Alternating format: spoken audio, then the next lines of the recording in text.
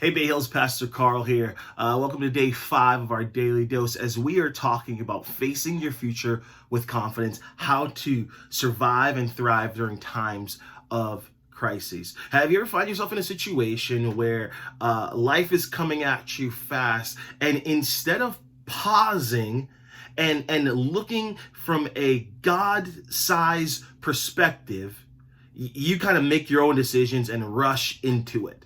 This is exactly what happened to God's people as they come out of Egypt, and they find themselves with their backs against the Red Sea, with Pharaoh's army pressing down on them. And look at what they say to Moses. Look at what they say in Exodus 14, verse 12, the second part. They say this: "It would have been better for us to serve the Egyptians than to die in the desert."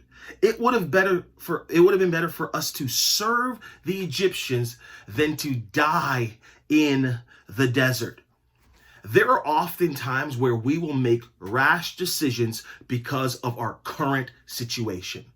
We will make rash decisions because of our current situation, and those rash decisions will have an effect on our future.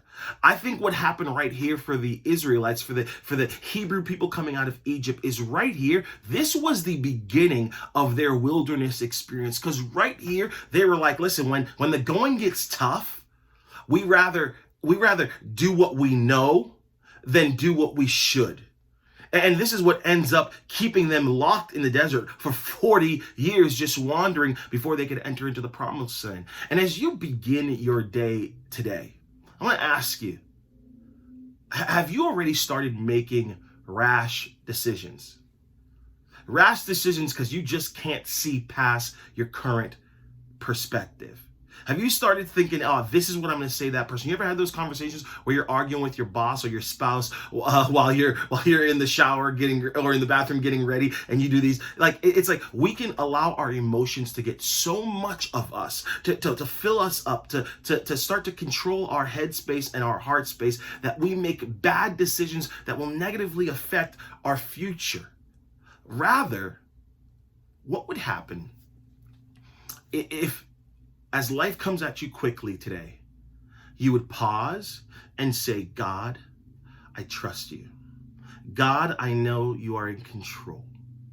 God, I don't want to get ahead of myself. And more importantly, God, I don't want to get ahead of you. I want to give you permission today to exhale and breathe and enter today confidently, knowing that God's got a better future than the past that you've faced. God's got a better future than the past that you've faced.